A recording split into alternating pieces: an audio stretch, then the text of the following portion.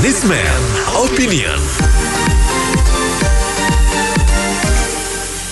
Wakil Ketua KPK Alexander Marwata mengatakan biaya politik untuk menjadi kepala daerah di Indonesia sangat tinggi. Menurutnya, kepala daerah tingkat 2 butuh 20-30 miliar, sementara untuk gubernur lebih dari 100 miliar.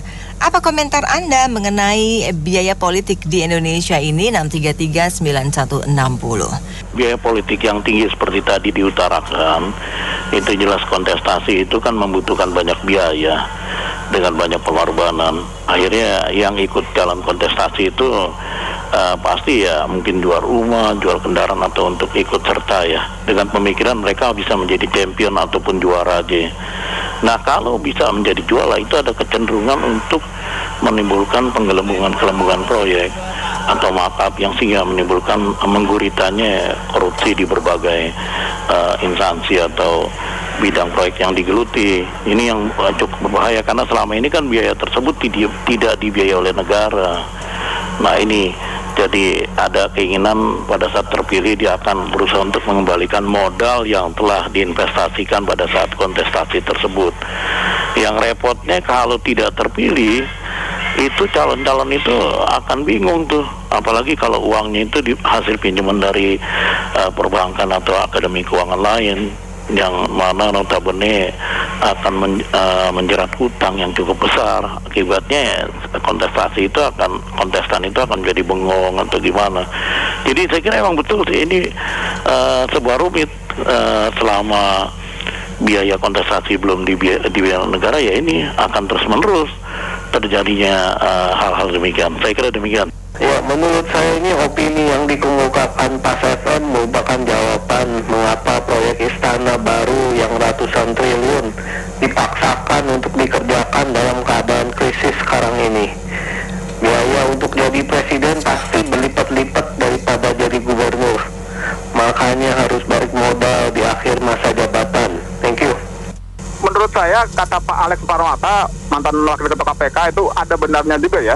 Karena saya sudah pernah bilang dari dulu, dari zaman Orde Baru saya mengatakan bahwa pemilu di negara kita, baik pilpres, pilkada, dari pertama kali adanya pemilu atau di tahun 1955 sampai tahun 2019 kemarin, itu penuh dengan di belakang layar settingan dan juga atau jual beli jabatan.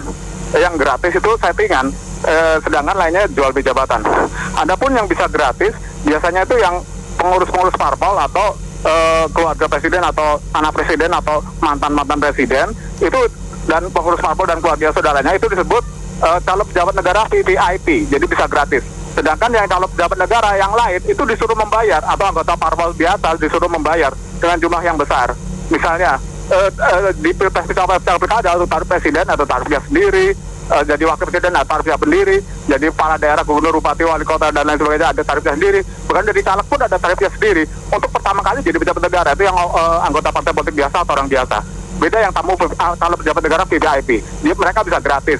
Dan itu masih diteruskan lagi loh mau di tahun 2024 nanti. Capres-capres itu udah kemungkinan nego-nego dulu dengan ketua KPU atau pemilih dari KPU dan Bawaslu, panitia pemilih KPU Bawaslu, kemungkinan seperti itu. Jadi cara tidak jujur itu yang menjadikan mereka bisa menjadi pejabat negara di lingkungan eksekutif, legislatif maupun yudikatif. Saya rasa itu mungkin di atas, untuk gubernur di atas 100 M itu mungkin maksudnya di atas 500 M kali mungkin ya, karena nilainya terlalu kecil kalau menurut saya.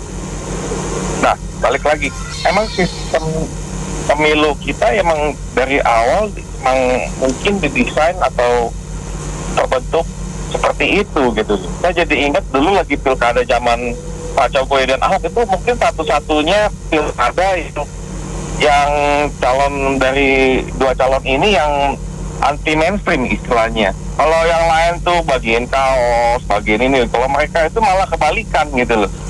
Mereka itu malah mengharapkan orang keluar duit jumbang buat mereka gitu loh. Soal saya begitu ya. Jadi mereka itu tidak ada apa istilahnya setelah menjabat tidak ada kewajiban untuk istilahnya break even point gitu loh ya. Iya, kayaknya daripada buang-buang duit 20 miliar, 30 miliar, 100 miliar ya, dikali berapa kabupaten kabupaten, provinsi Indonesia, lebih baik pilkada itu ditiadakan.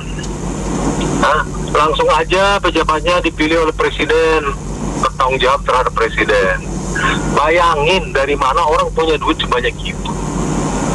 Jarang dah. 30 miliar di daerah tinggal 2, kalaupun punya itu, siapa 1-2 orang yang mau berkhidmat kepada negara itu bullshit lah ya. Saya pikir begitu. Jadi lebih baik kita rubah sistemnya. Sistem pemilihan langsung di tingkat 1 dan 2 itu semua adalah omong kosong ya. Saya pikir begitu. Menurut saya, pemimpin yang harus menghabiskan uang miliar itu umumnya pemimpin kotor. Kalau yang bersih, mestinya nggak pakai uang banyak-banyak. Itu aja. Terima kasih. Menurut saya memang di Indonesia seperti ini keadaannya. Jika ada orang jujur, benar-benar jujur, maka kemungkinan sangat sulit untuk menjadi atau untuk bisa menjadi pejabat negara di lingkungan eksekutif, legislatif, yudikatif. Itu memang arah itu kemungkinannya. Karena memang di belakang layarnya pemilu itu dari pertama kali ada negara ini berdiri sampai 2019 kemarin, bahkan mau diteruskan lagi tahun 2024 dengan sistem presiden 20% atau 0% ya di zaman mantan presiden SBY. Itu di belakang layar sama curangnya atau settingan tujuh jabatan, baik itu di pilpres, capres, caleg, pilkada, atau di pemilu eksekutif, legislatif, atau pemilihan pejabat di yudikatif, sehingga menghasilkan pejabat negara yang tidak benar-benar kemungkinan jujur, kredibel, amanah, dan matona atau bisa dipercaya. Ya, sehingga pengelolaan negara ini ya seperti ini.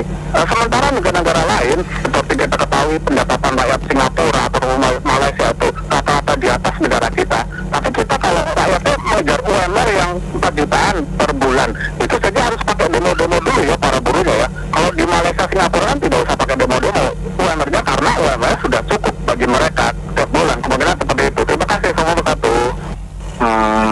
Memang kalau kita bicara demokrasi di Indonesia ini kan belum mature ya. Jadi akhirnya dibutuhkan banyak sekali ongkos yang seperti tadi disebutkan, terus karena semuanya masih bisa dipengaruhi dengan apa ya sebenarnya tidak dengan sesuatu yang benar lah.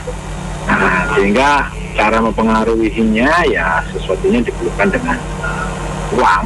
Nah, ini yang jadi problem dia. Sebenarnya memang mungkin perlu bisa 3, 4 atau 5 periode pemimpin lagi, mungkin presiden baru kita benar-benar major. Dan partainya juga menurut saya kebanyakan. Di sini juga semakin jadi semacam objek gitu ya untuk ya pihak-pihak yang berkepentingan untuk mencari rezeki di situlah, gampangnya begitu. Nah, ini memang realita yang harus kita hadapin dan kita satu sama lain ya harusnya saling mengingatkan supaya zamannya kan sekarang udah internet ya, harusnya mengecek lagi kebenaran itulah, jangan males baca, males data. San?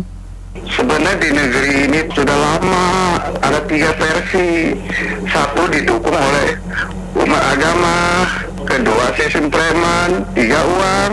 Ini mah lagu lama, udah penyakit lama. Kalau saya pribadi sih, ya gitulah budaya kita. Saya sih nggak gitu ya. Ya harus gimana? Memang negeri ini model begitu budayanya. Ya gitulah, susah.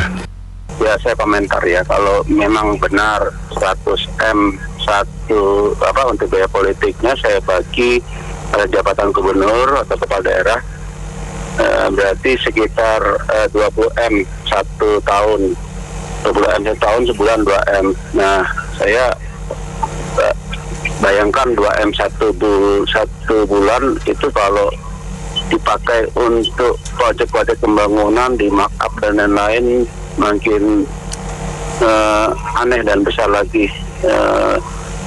Ini heran dan agak apa ya, ini semuanya menjadi boros ya, otomatis nepotisme, korupsi dan lain-lain pasti akan semakin merajalela kalau benar memang demikian. Terima kasih.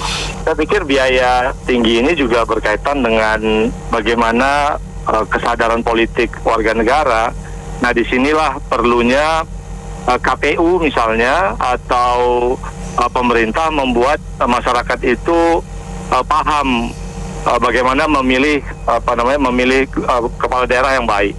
Karena kenapa? Kalau memang warga negara kita atau rakyat kita masih bisa dikasih minyak goreng 2 liter, beras 10 kilo, terus milih si A, milih si B, ya itu yang bikin mahal gitu. Jadi berlapis-lapis. Mungkin untuk pengurus oknum partai juga udah ada uangnya, untuk bagi-bagi sembako ini juga ada uangnya. Jadi kita akhirnya memilih karena minyak goreng dan beras itu gitu, bukan karena program kerja atau prestasinya.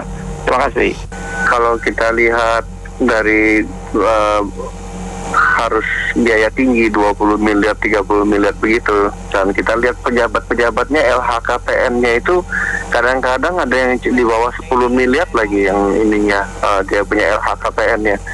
Berarti sisanya kan dia harus berhutang. Berhutang ini sama siapa? Ke partai kah atau ke siapa? Dan itu bagaimana harusnya terbuka, bagaimana timbal baliknya kalau lain kali sudah jadi. Itu harusnya secara logika kan kita bisa ketahuan itu dari LHKPN kamu tidak sanggup naik jadi pejabat, tapi kamu bisa.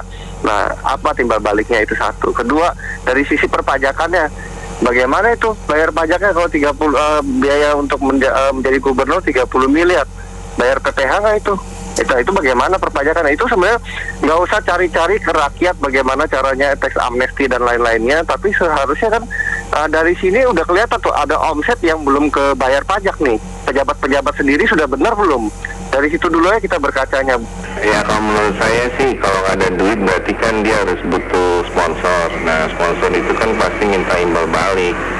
Jadi mungkin dia kalau udah jadi dia pakai kebijakan buat naikin harga apa yang dijual pengusaha atau apa. Jadi istilahnya nggak ada belum tentu berpihak sama rakyat, berpihak sama yang sponsor sih. Oke, makasih. Pusat ya, tadi dijelaskan dengan jujur sama sekali. Saya kira demikian. Selamat siang. Maunya udah pada tahu kan, kuncinya itu kan masalah undang-undang. Jangan kan ketua KPK, rakyat kecil juga yang PMS juga tahu gitu loh Mbak. Kenapa tidak ada niat untuk merubah gitu, apa sih tujuannya kalau dipertahankan undang-undang seperti itu gitu loh. Jadi kritik masalahnya itu harus itu diselesaikan dulu, tapi nggak ada niat sama sekali sama elit bangsa ini. Kan aneh saja anggota DPR, pejabat kita, kekayaannya bisa kita itu kok dengan gampang saja lah. Kekayaan dari mana, uangnya sekian tahun mereka dapat itu, satu itu ya udah saja lah. Memang politik di kita ini, kita mau jadi apa-apa ini nggak kecil Mbak. Makanya kalau yang modal-modal tanggung mikir 2 kali lah. Tapi kalau yang mereka lahannya banyak dari uang rakyat semua, wah tenang lah mereka. Jadi satu, di audit saja lah itu mereka, pendapatan mereka itu disusurin saja dari mana-mananya. Kedua, partai itu saat ini gimana? Partai mereka nyari duit juga partai ini. Coba kalau lebih baik di stop saja dana dari pemerintah itu untuk ke partai itu. Jadi kembali lagi audit lah. Itu kelihatan benar lah. Setiap anggota DPR itu benar kan mereka uangnya itu uang mereka atau uang main suap gitu saja. Makasih. Baik, terima kasih banyak karena mitra bisnis yang sudah beropini untuk Businessman Opinion. Saya Nena Amelia.